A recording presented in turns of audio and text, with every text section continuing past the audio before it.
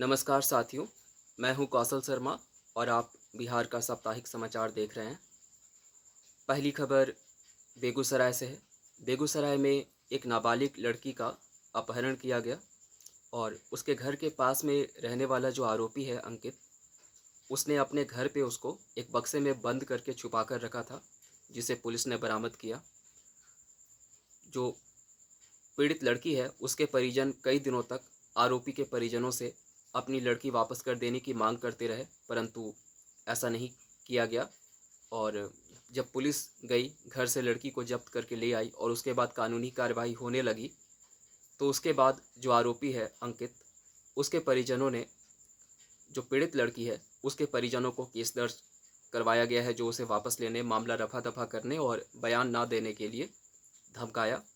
और जब धमकी से नहीं हटे पीछे पीड़ित लड़की के परिजन, तो लड़की का जो भाई है उसको मारकर उसकी लाश सड़क पे डाल दी गई।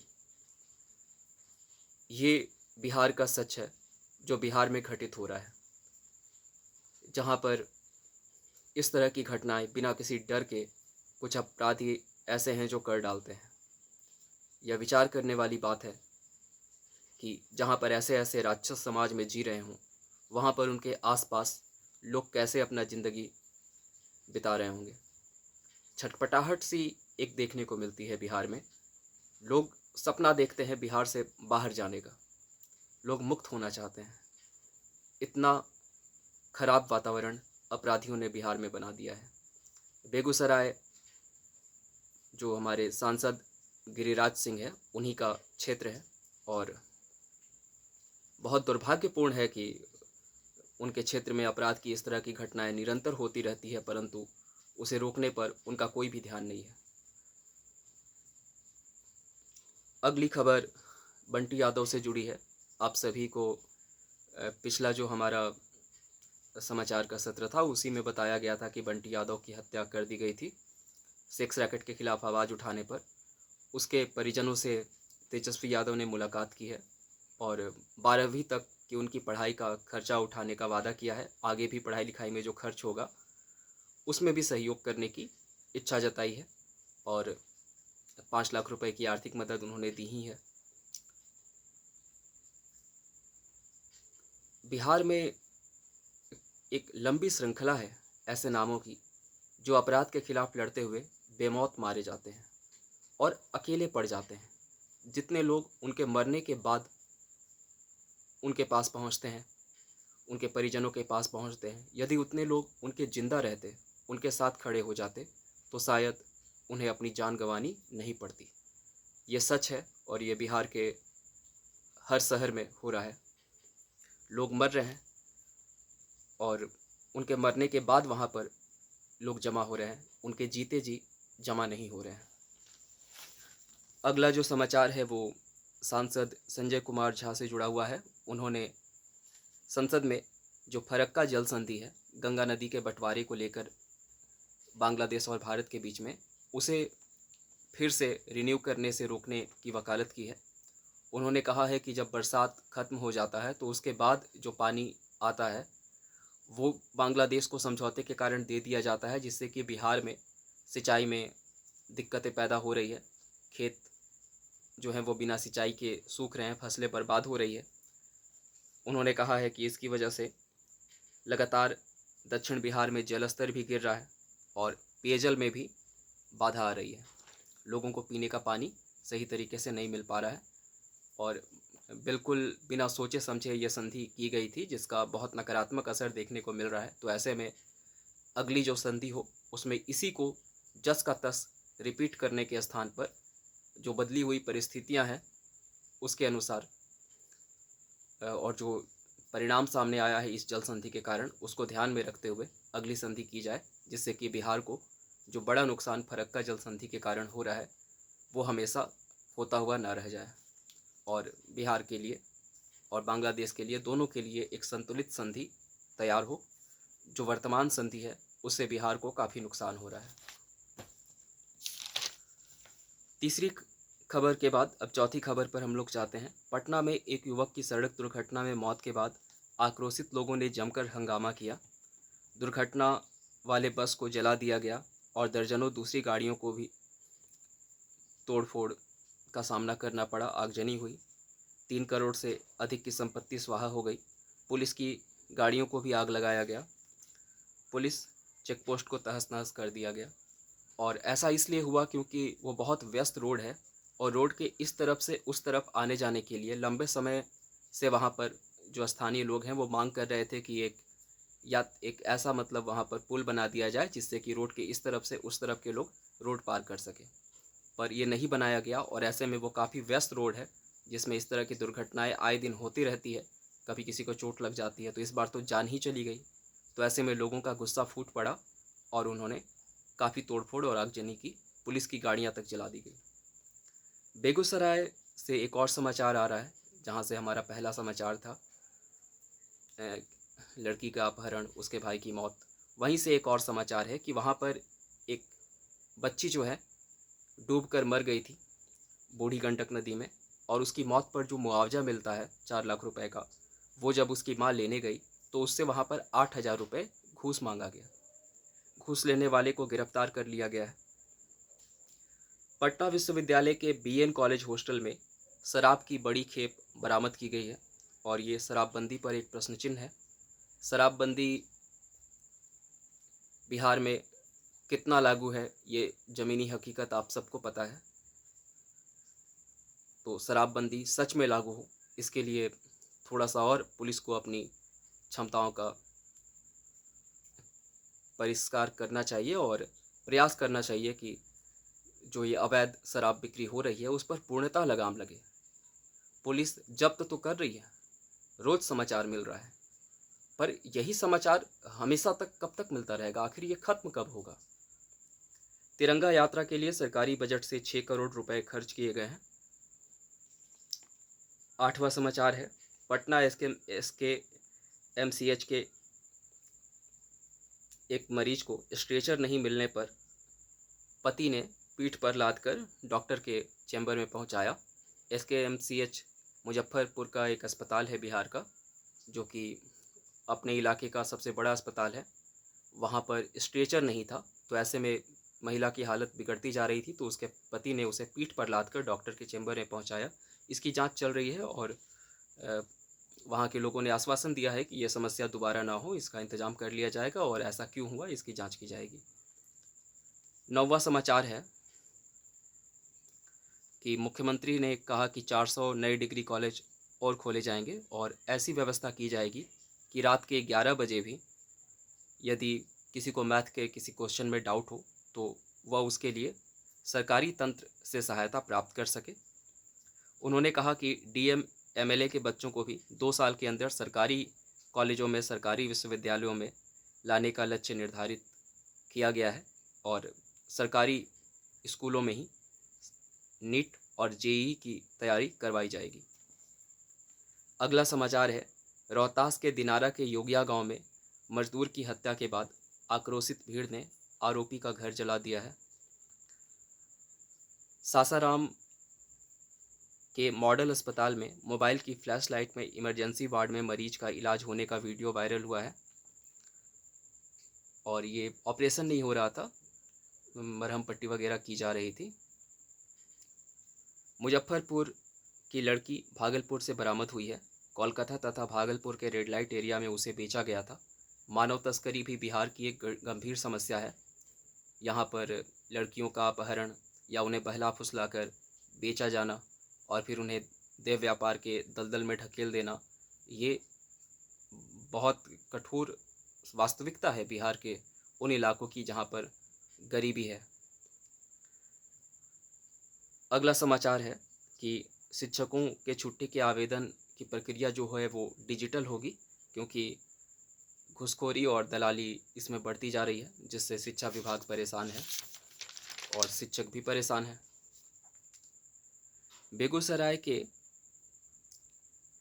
एक कमरे और एक बरामदे में 5 कक्षाओं की पढ़ाई होने का मामला सामने आया है। एक कमरा है जिसमें कि कक्षा 3, 4, 5 की पढ़ाई होती है, उसी में प्राचार्य कक्ष है, उसी में ज़रूरी सामान रखे जाते हैं और उसके बाहर जो बरामदा है उसमें कक्षा 1 और कक्षा 2 की पढ़ाई होती है।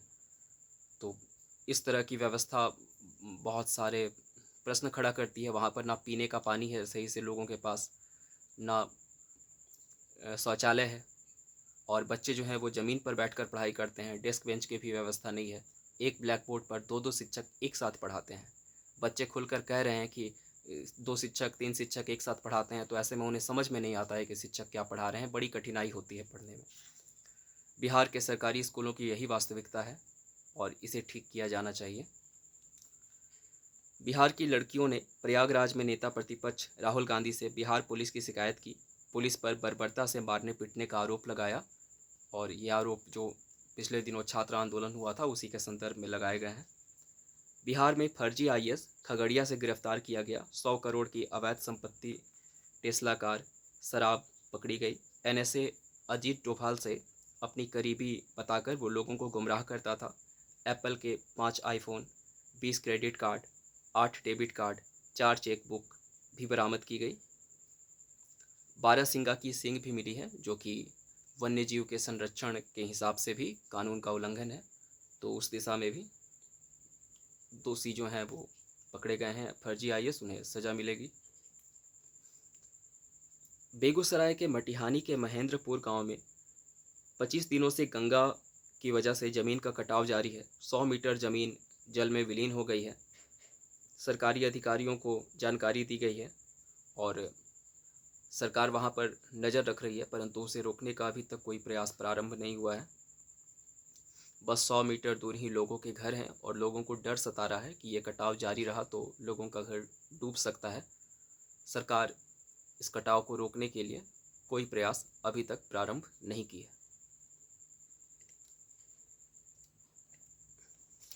अगला समाचार है, परीक्षा में मुख्यमंत्री ने पेपर लीक रोकने के लिए कमेटी बनाने की घोषणा की है और दोषियों पर गुंडा एक्ट लगने और 1 साल तक जेल में रखने की बात बताई है। इसकी तैयारी बिहार सरकार कर रही है। रोशन आनंद ने बीएसएससी में 3 साल से परीक्षा नहीं होने की बात उठाई है। दरोगा बहाली में ढेर सारी गड़बड़ियां सामने आई है। बच्चे कोर्ट गए हैं और पेपर रद्द करने की मांग कर रहे हैं। सरकारी गाड़ी खर्च की सीमा बढ़ी है। पहले बिहार में 30 लाख तक की गाड़ी सरकारी मंत्रियों के लिए और जजों के लिए खरीदी जाती थी, पर अब 30 के बदले 37 लाख तक की गाड़ी जज और मंत्री खरीद सकेंगे, और भी जो आला अधिकारी हैं वो भी। अगला समाचार है, विश्वविद्यालय के कानूनों में बदलाव होगा। यूजी यानी ग्रेजुएशन के सारे क्रियाकलाप बिहार सरकार द्वारा संभाले जाएंगे और पीजी और शोध ही मात्र विश्वविद्यालय के पास रह जाएगा। अब तक ग्रेजुएशन, मास्टर्स और शोध, यूजी, पीजी और रिसर्च यानी कि बीए, एमए या बीएससी, एमएससी, बीकॉम, एमकॉम और जो पीएचडी है वो यूनिवर्सिटी के पास हुआ करता था पूर्ण रूप से। पर अब बिहार सरकार ग्रेजुएशन की पढ़ाई को अपने हाथ में लेने जा रही है। वहाँ पर शिक्षकों की नियुक्ति, उनका ट्रांसफ़र पोस्टिंग, ये सब अब बिहार सरकार के हाथ में आ जाएगा। विभिन्न शिक्षक संगठन इसका विरोध कर रहे हैं और उनका आरोप है कि जो मेरिट के दम पर शहरों में अपने लिए स्थान बनाए हैं उन्हें दूर दराज के इलाकों में इसकी वजह से भेजा जा सकता है। अगला समाचार है, बीपीएसएससी मेंस परीक्षा में धांधली की बात सामने आई है। 36,000 अभ्यर्थियों ने मेंस और 10 लाख से अधिक अभ्यर्थियों ने पीटी की परीक्षा दी थी। हाई कोर्ट में रिट दायर की गई है परीक्षा पर प्रकाशन रोकने के लिए, और पूर्णिया से पेपर लीक हुआ था, पीटी में भी लीक हुआ था पेपर, यह आरोप अभ्यर्थियों द्वारा लगाया गया है। अगला समाचार है, छात्र नेता दिलीप ने 15 अगस्त के बाद बिहार में बड़े छात्र आंदोलन की बात उठाई है और सभी से पूछा है कि TRE-4, बीएसएससी, बीईटी, दरोगा और लाइब्रेरियन से जुड़े जो आंदोलन अलग अलग चल रहे हैं इनको अलग अलग ही चलाया जाए या फिर एक साथ मिलकर चलाया जाए। उनकी मंशा है कि जितने भी छोटे छोटे आंदोलन अलग अलग परीक्षाओं के अभ्यर्थी चला रहे हैं अपने अपने स्तर पर, वो एकजुट हो जाएं और एक बड़ा आंदोलन करें 15 अगस्त के बाद। ये करें या फिर अलग अलग रहें, खंडित रहें, ये बात उन्होंने लोगों से पूछी है। पूर्णिया में 9 साल के बेटे के सामने पिता ने मां को गोली मारी। पीड़ित महिला बीपीएससी शिक्षिका थी, अररिया रानीगंज में तैनात थी। पति का काम जो है वो कोऑपरेटिव बैंक में बैंक कर्मी था वो। सुनील शेट्टी जो बॉलीवुड के अभिनेता हैं, उन्होंने मुख्यमंत्री सम्राट चौधरी से मुलाकात की है और 50-60 दिन की उनकी शूटिंग बिहार में होने वाली है। अक्टूबर से अगली फिल्म उनकी बिहार में होगी, ये बात उन्होंने बताई है। तेजस्वी यादव ने उर्दू, अरबी, फारसी और संस्कृत शिक्षकों के अनुचित ट्रांसफ़र, पोस्टिंग, रिक्त पद और लंबित वेतन का मामला उठाया है। बेतिया में रेलवे फाटक पर ट्रेन रोककर चढ़ने का मामला सामने आया है। फ़ोन के बाद ट्रेन रुकी और यात्री वहां पर बैग लेकर खड़े थे, जो कि तुरंत चढ़ गए। तो इस तरह से रेलवे फाटक जहां पर गाड़ियां गुजरती है तो थोड़ी देर के लिए ट्रैफिक रोका जाता है, वहां पर लोग स्टेशन की तरह गाड़ी चढ़ने लगे। ये बड़ा विचित्र मामला है और इससे दुर्घटनाओं की संभावना बढ़ जाती है। यदि इस तरह का काम हो रहा है तो बिल्कुल अपवाद की तरह ये है। तो ऐसा एक मामला सामने आया है जिसकी जांच जारी है। बगहा में गर्भवती और पेट में बच्चे की मौत हुई क्योंकि कोई रास्ता नहीं था। एक नदी है, वो उफान पर थी और उसमें जो ट्रैक्टर गर्भवती महिला को अस्पताल ले जा रहा था, उसका पहिया जो है वो धंस गया, पार नहीं कर सका। और लोगों ने कई बार कहा था कि इस यहाँ पर पुल बना दिया जाए, परंतु पुल नहीं है, जिससे लोगों को आवागमन में दिक्कत होती है जब पानी का जलस्तर बढ़ जाता है। और इसी के कारण पीड़िता की जान चली गई क्योंकि पुल नहीं था। जहानाबाद नीट छात्रा के परिजनों ने राजभवन पर धरना दिया, सीबीआई पर साक्ष्य मिटाने का आरोप लगाया। साक्ष्य के अभाव में आरजेडी विधायक बोगो सिंह बरी हुए। हत्या के प्रयास का मामला उन पर चल रहा था।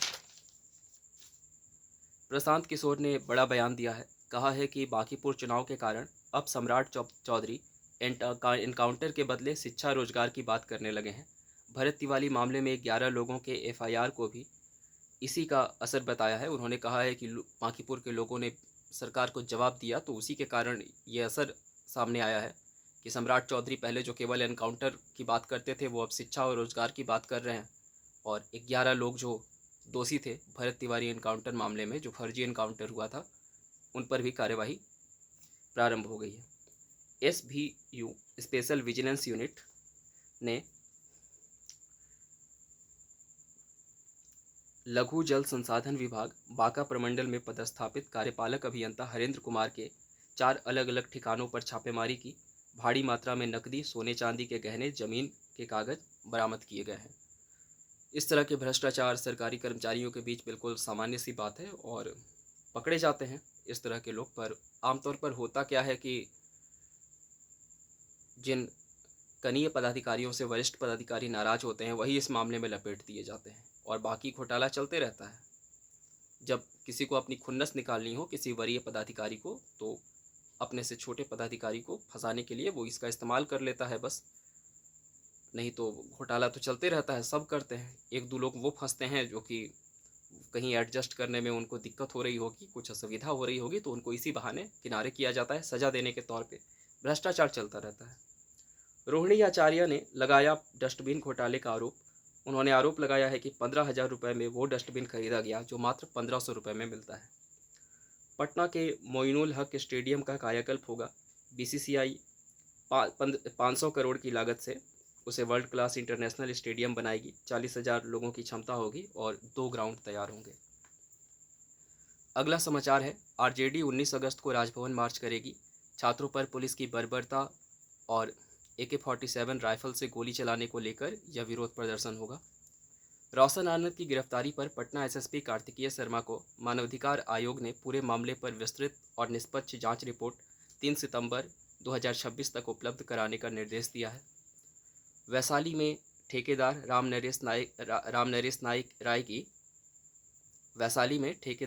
नरेश राय की गोली मारकर हत्या कर दी गई। मॉर्निंग वॉक पर निकले थे, बाइक सवार हमलावरों ने बरसाई गोलियां। भरत तिवारी के परिवार को मिलेगा मुआवजा और एक परिजन को सरकारी नौकरी, मुख्यमंत्री ने की घोषणा। सम्राट चौधरी ने बीजेपी के मंत्रियों से सीक्रेट मीटिंग की। पटना में 20% और मोकामा में 10% होगा शिक्षकों का HRA यानी कि आवास भत्ता।